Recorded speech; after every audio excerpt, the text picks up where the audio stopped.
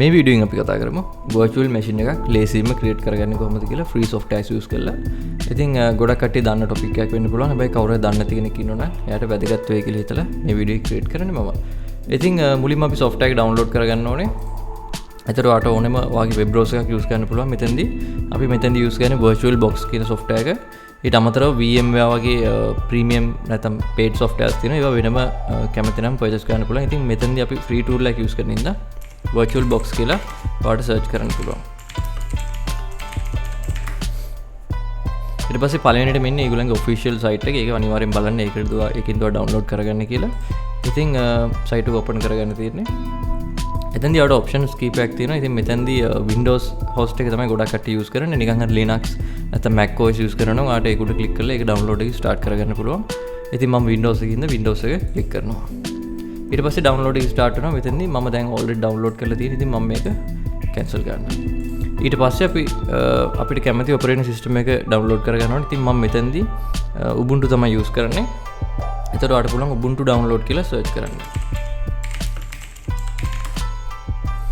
ඊට පස්සේ එතෙන්දිත් අනිවාර්යෙන් official site එකට යන්න කියලා බලන්න. ඉතින් මුලින්ම එන්නේ Ubuntu site එක. ඒක click කරන්න. ක්ලික් කරාට පස්සේ ඔයාලට තියෙන මෙතන download කියලා මෙතනදී options දෙකක් තියෙනවා.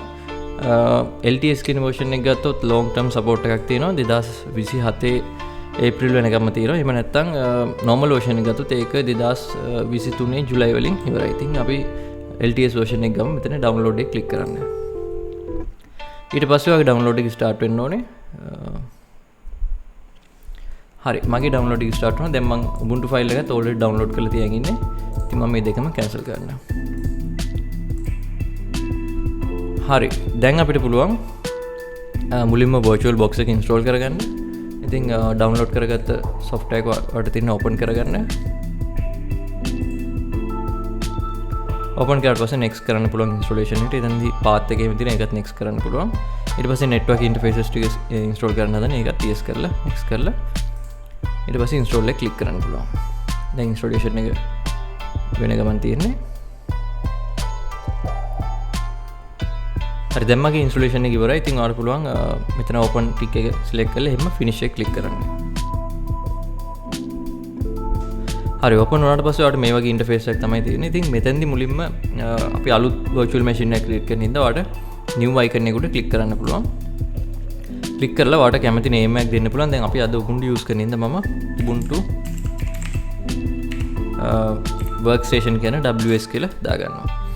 ඊට පස්සේ ඔයාලට ඔයාගේ virtual machine එක create වෙන path එක තමයි මේ තියෙන්නේ. ඊට පස්සේ අපිට තියෙනවා ISO file එක select කරන්න. මේ ISO file එක තමයි අපි දැන් මේ download කරගත්තේ. ඉතින් මෙතන drop down එක click කරලා අද එක select කරොත් ඔයාලට මේක select කරන්න පුළුවන් ISO file එක. දැන් මගේ desktop එකේ තියෙන. ඉතින් ගොඩක් දුරට ඔයගොල්ලන්ගේ downloads කියන folder එක ඇත්තේ දැන් download කරගත්තා නම් ඉතින් ඔයාලට ISO එක select කරලා open කරන්න පුළුවන්.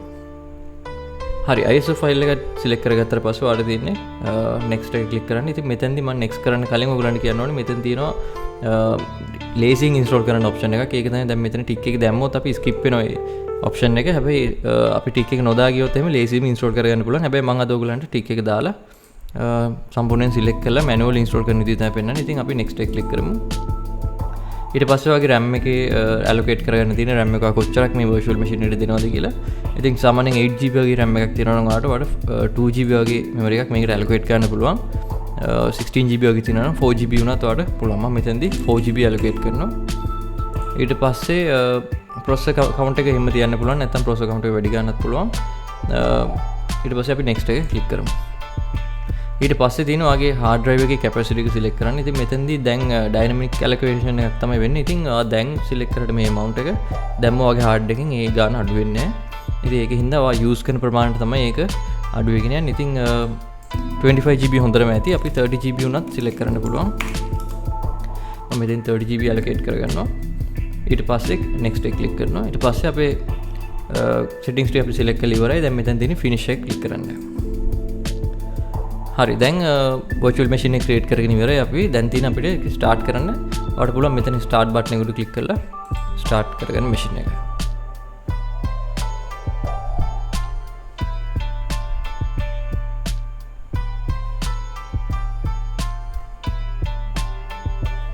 හරි මේ විදිහට තමයි virtual machine එක start වෙන්නේ.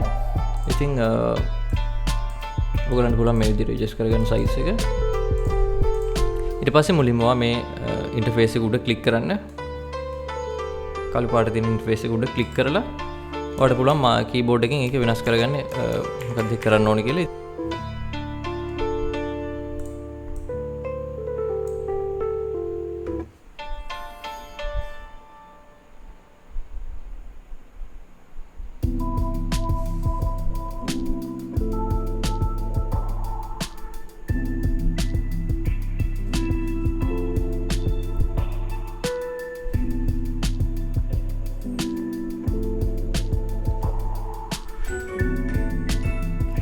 හරි virtual machine එක boot වුණාට පස්සේ ඔයාලට මේ විදිහට options දෙකක් එනවා.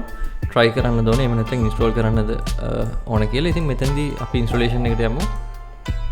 install ubuntu කියන එකට click කරන්න. click කරලා ඔයාලට එන්නේ ඔයාලට ඊට පස්සේ language එක select කරන්න. ඉතින් අපි මේ තියෙන languages හරිය english තියෙන US එක continue click කරන්න. ඊට පස්සේ ඔයාලට තියෙන options ටිකක් normal installation එක, minimal installation එක, එහෙම නැත්නම් තව extra third party drivers ඒ වගේ දේවල් download කරන්න ඕනද කියලා. ඉතින් මම මෙතනදී යන්නේ offline installation එකක් විදිහට. ඉතින් මෙතන මේ icon එකට click කරලා මම internet එක use කරන්නේ නැහැ දැන් මෙතනදී. ඒකයි මම මේ icon එකට click කරේ. ඊට පස්සේ ඔයාලට පුළුවන් turn off එක click කරන්න. turn off කරාම මේක අපි දැන් download කරපු ISO file එක විතරක් use කරලා තමයි installation එක continue වෙන්නේ. හැබැයි internet එක use කරලා තිබ්බොත් මෙතනදී අලුතෙන් මොනවාරි updates තිබ්බොත් ඒක download වෙලාම තමයි install වෙන්නේ. ඉතින් මම දැන් මෙතනදී offline install කරලා ඊට පස්සේ machine එක boot වුණාට පස්සේ තමයි update කරන්න plan කරන්නේ. ඉතින් මෙතනදී normal installation එක තියලා ඔයාලට පුළුවන් continue කරන්න.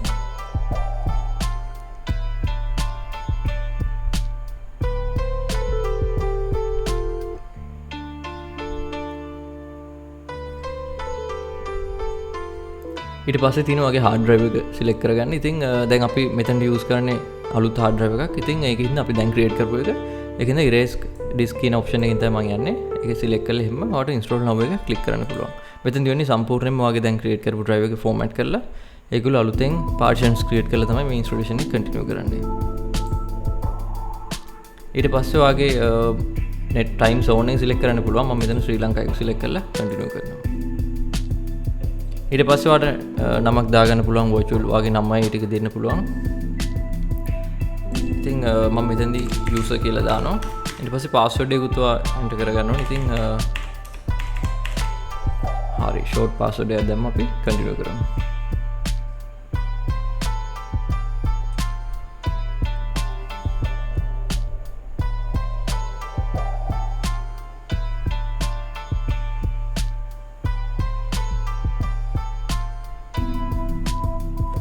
හරි මගේ installation එක දැන් complete වුණා. ඉතින් ඔයාලට පුළුවන් මෙතනදී restart එක click කරලා machine එක restart කරගන්න.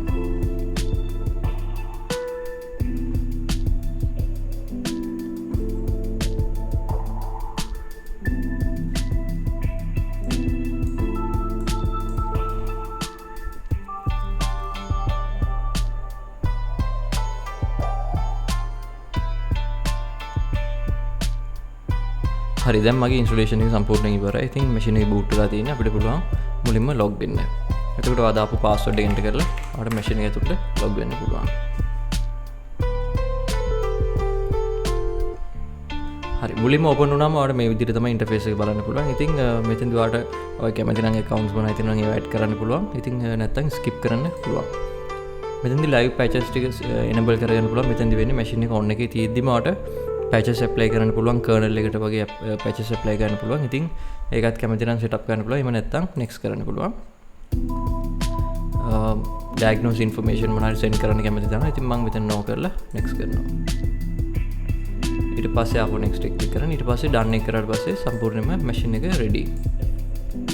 දැන් අපි බලමු කොහොමද machine එක update කරගන්නේ කියලා. මුලින්ම අපි කරගන්න ඕනේ දැන් තමයි update කරන එක.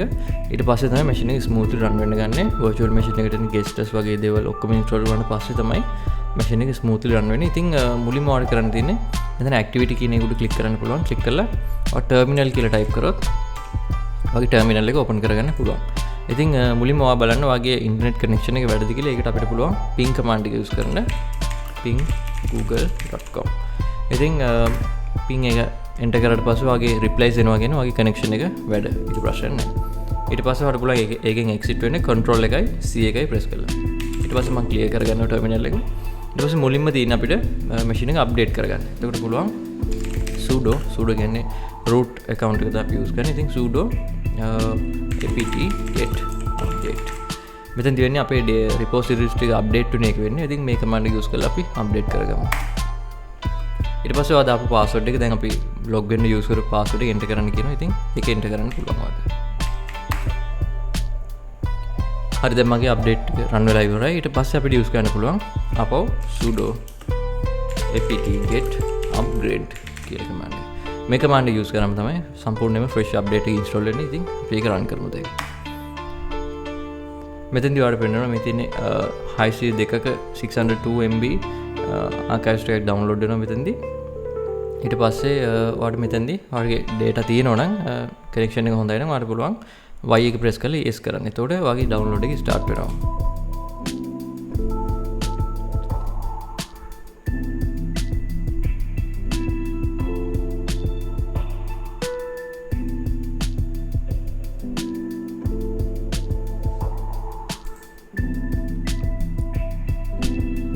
හරි මගේ අප්ඩේට් එක දැන් ඉන්ස්ටෝල් වෙලා ඉවරයි. ඉතින් අපි මැෂින් එක රීබූට් කරගමු. අප්ඩේට් එක හරියටම ඉන්ස්ටෝල් වෙන්න. ඉතින් මෙතනදී ඔයාලට පුළුවන් රීබූට් කියන කමාන්ඩ් එක යූස් කරන්න. මැෂින් එක උඩ ක්ලික් කරන්න. ක්ලික් කරලා රීබූට් කියලා එන්ටර් කරන්න.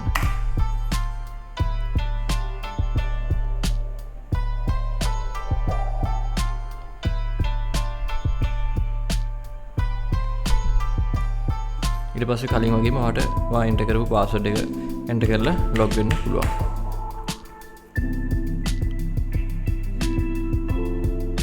හරි දැන් අපේ අප්ඩේට්ස් එක ඔක්කොම ඉන්ස්ටෝල් වෙලා ඉවරයි. හැබැයි දැන් අපි මැෂින් එක ෆුල් ස්ක්‍රීන් කරන්න ගත්තොත් ෆුල් ස්ක්‍රීන් වෙන්නේත් නැහැ. ඊට අමතරව ෆයිල් එක ෂෙයා කරන්න නැතුව ෆයිල් ෂෙයා වෙන්නේත් නැහැ. ඒකට හේතුව තමයි අපි guest additions ටික ඉන්ස්ටෝල් කරලා නැහැ. ඉතින් දැන් අපි බලමු guest additions ටික කොහොමද ලේසියෙන් ඉන්ස්ටෝල් කරගන්නේ කියලා. අපිට මැෂින් එකේ log වෙන්න පුළුවන්. log වෙලා දැන් අපි මැෂින් එක අප්ඩේට් කරලා තියෙන ඉඳලා ඔයාලට පුළුවන් එකපාරම මම මේ එන්ටර් කරන කමාන්ඩ් එක රන් කරන්න. ඔය ටර්මිනල් එක ඕපන් කරගන්න. install build essential okay it was dkms linux headers generic මේ විදිහට මේ full command එක මෙන්ටර් කරන්න මෙතන එන්ටර් කරපු ගමන් ඔයාගේ ආපහු තව ඩවුන්ලෝඩ් එකක් මෙතනදී අහනවා. එතකොට මෙතනදී ඉන්ස්ටෝල් වෙනවා තව 214 MB 214 MB අප්ඩේට් එකක් ඉන්ස්ටෝල් වෙනවා. ඉතින් data තියෙනවා නම් ඔයාලට පුළුවන් Y එක ප්‍රෙස් කරන්න.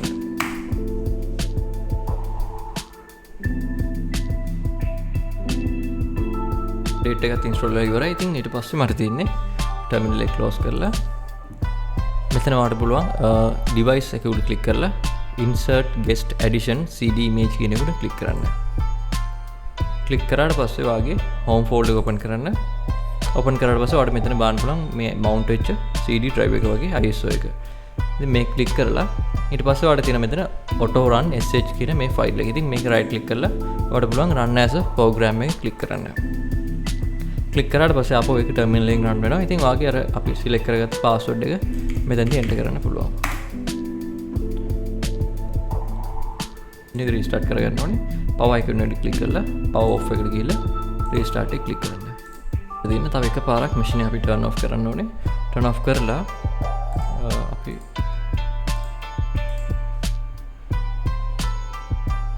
turn off කරගත්තට පස්සේ ඔයාලට පුළුවන් machine එක right click කරලා settings වලට යන්න.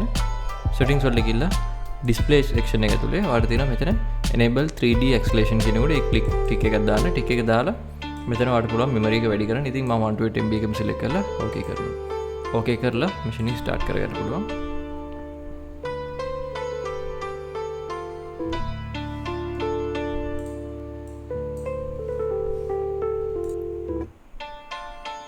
password enter කරගත්තට පස්සේ ඔයාලට machine එක log වුණාම ඔයාලට පුළුවන් මේක drag කරලා බලන්න ඔයාගේ window එක adjust වෙනවද කියලා. මේ විදිහට ඔයාලට adjust කරගන්න පුළුවන් ඔයාගේ image එකේ ගන්නට.